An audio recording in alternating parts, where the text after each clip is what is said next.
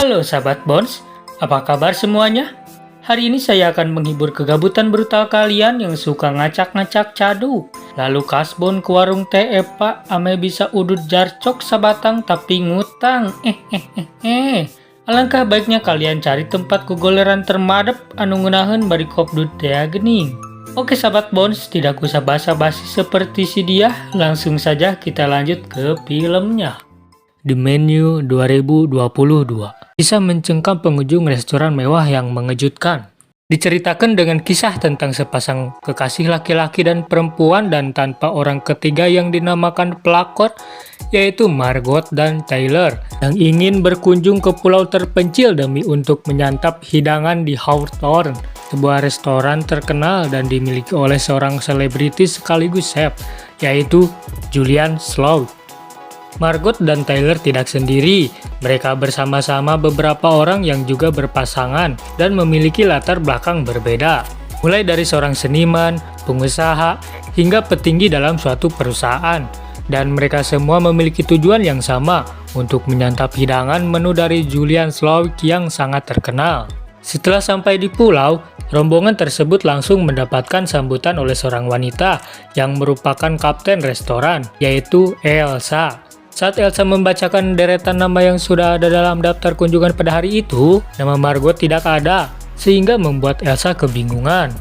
Ternyata saat ditanya, Tyler menjelaskan bahwa dia salah memasukkan nama kekasihnya itu. Selain itu, Margot juga hanya kekasih kontraknya, yang memang Tyler tidak berniat untuk mengajak Margot pada awalnya ke Hawthorne. Elsa kemudian mempersilahkan para tamu mengelilingi beberapa tempat. Dia juga menjelaskan kepada para pengunjung tentang semua yang mereka lihat.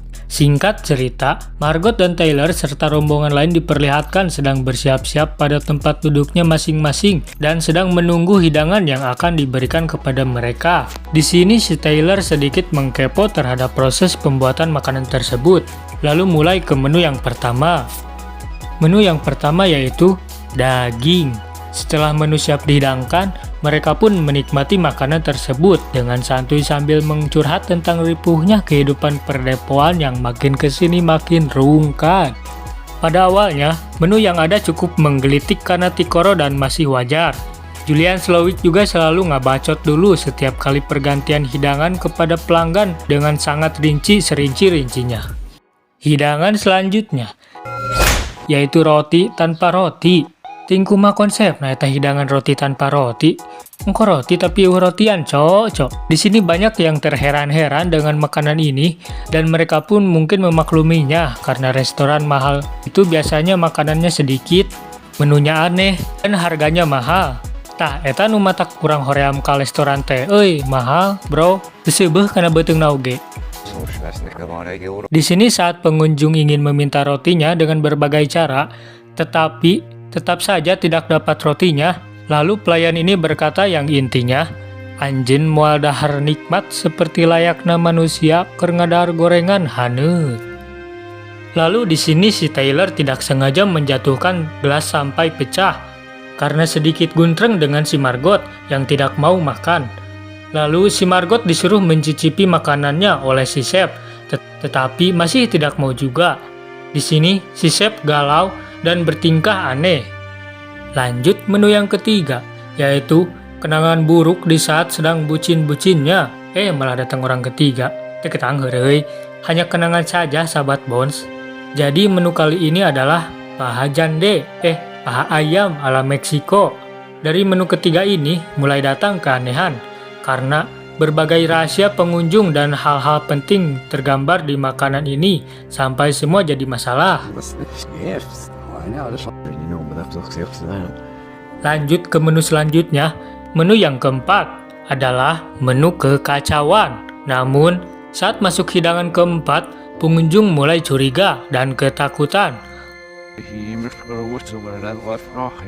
Lalu mereka melihat kokinya yang menebak dirinya hidup-hidup di depan mereka untuk hidangan keempat dengan sangat aneh cocok. Lalu mereka terpaksa makan dengan benget yang kaku jika kanebo garing, tetapi tidak dengan si koplok Tyler yang santuy menikmati momen ini dan menikmati hidangannya. Selanjutnya kakek-kakek ini muak dengan restoran ini, sehingga dia memaksakan diri untuk pulang. Ternyata dia tidak diperbolehkan pergi oleh pelayan ini, karena kakek ini memaksakan, sehingga kakek ini kehilangan jari kelingkingnya, karena dipotong oleh tukang masak yang suka usang-oseng yang sudah diperintahkan oleh si chef tua yang koplok ini. Sungguh malang nasib si abah ini, ya Allah, ya Allah. Lalu si chef tua koplok ini memanggil si Margot dan berbincang-bincang. Ternyata sistem pengunjung di sini yaitu mati atau mencicipi, yang berarti jika tidak ingin mati duluan, maka makan duluan daging manusia yang mati duluan. Begitupun sebaliknya. Di sini si Margot bimbang lagu sahabat Bones, gara-gara perbuatan si chef tua koplok ini. Lalu kekacauan pun terjadi dengan banyak yang bertanya-tanya, sampai salah satu pengunjung berusaha kabur dengan cara memecahkan kaca samping. Ternyata kaca itu super tebal seperti bebenguk orang yang hari-hari saat ditagih hutang. Lalu, si chef tua bangka ini menunjukkan pertunjukan yang sangat tidak masuk akal, yaitu menenggelamkan orang yang sudah membantu perencanaan pembangunan restoran si chef koplok ini hanya karena dia meminta untuk mengganti menunya. Tetapi si chef koplok ini malah menenggelamkannya.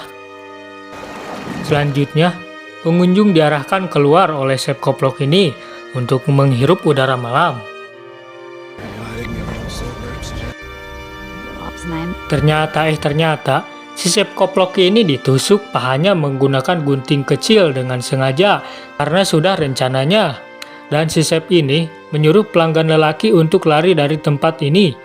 Mereka diberi waktu 45 detik lalu akan dikejar oleh ajudannya. Pada saat tim sad boy ini dikejar-kejar Bagong, tim ciwi-ciwi ini dihidangkan dengan hidangan ke-6.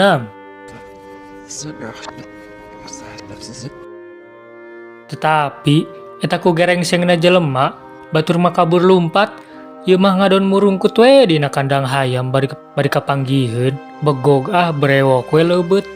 Setelah semuanya tertangkap, di sini si chef tua bangka ini bertanya pada si Taylor yang akan terjadi. Dan si Taylor ternyata sebelumnya telah mengetahui rencana si chef koplok ini. Dan rencana si Taylor yaitu si Margot lah yang akan mati. Di sini si Margot berutal ngacak-ngacak cadu. Setelah itu, si Taylor disanjung-sanjung dan diberi baju chef karena dia sudah bisa merahasiakan semua dan dia beda dari yang lain. Lalu si Taylor dipaksa oleh si chef untuk memasak sambil ditonton oleh semua orang. Dan hasil masakannya luar biasa sahabat Bones. Ternyata rasanya yang tidak pernah ada. Lalu si Taylor di sini punung pergi karena mungkin makanannya sangat membagongkan, atau justru dia tahu bahwa kalau dia gagal, dia akan mati. Selanjutnya, di sini si Margot disuruh untuk mengambil tong ke rumah asap yang sangat mengerikan. Saat Margot sampai, di dalamnya sangat estetik dan sunyi. Tetapi saat dia penasaran dengan rumah koki ini, tiba-tiba ada si pelayan yang pelontong ini sambil membawa pisau. Lalu mereka auto beradu mekanik di dalam ruangan ini. Dan siapakah yang akan memenangkan pertandingan ini sahabat Bones? Ayo tebak sebelum ada yang mati yo. Dan akhirnya si Margot lah yang memenangkannya. Lalu si Margot langsung memasuki ruangan si koki ini karena dia mengkepo. Dan ternyata banyak foto-foto pada saat si chef koplok ini masih muda. Dan juga si chef koplok ini pernah mendapatkan penghargaan juga loh sahabat Bones. Lalu si Margot menemukan alat komunikasi dan dia mencoba mengirimkan pertolongan. Dan tidak lama kemudian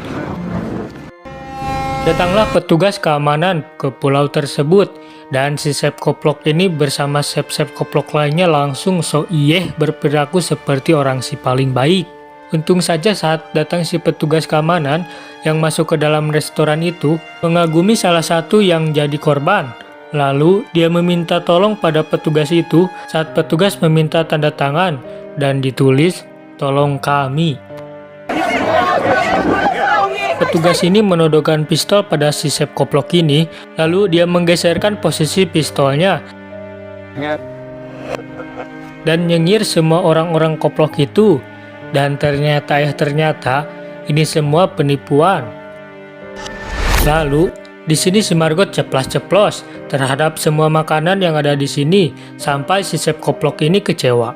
Lalu si Margot mencoba sedikit memberikan kata-kata hidayah tentang masa lalu si Sep agar dia agak waras, dan Margot meminta untuk dibikinkan burger.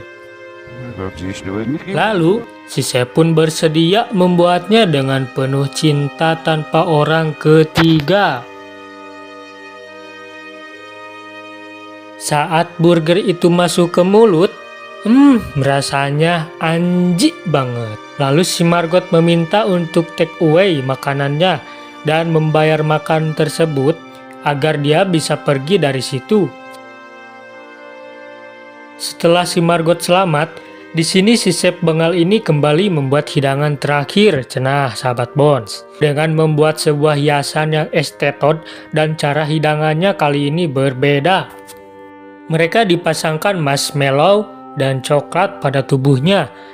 Lalu si Sep di sini berpuisi tentang api kehidupan sampai mereka semua terharu dengan kata-katanya. Lalu saat si Margot berhenti di tengah-tengah laut, si Sep membakar dirinya hidup-hidup dan mereka semua ikut terbakar. Tamat. Kata-kata Madodep hari ini, syukurilah bakatmu dan kembangkanlah ke jalur yang lebih positif. Jika ada yang merendahkanmu, jadikanlah itu sebagai motivasi ke depannya agar lebih baik.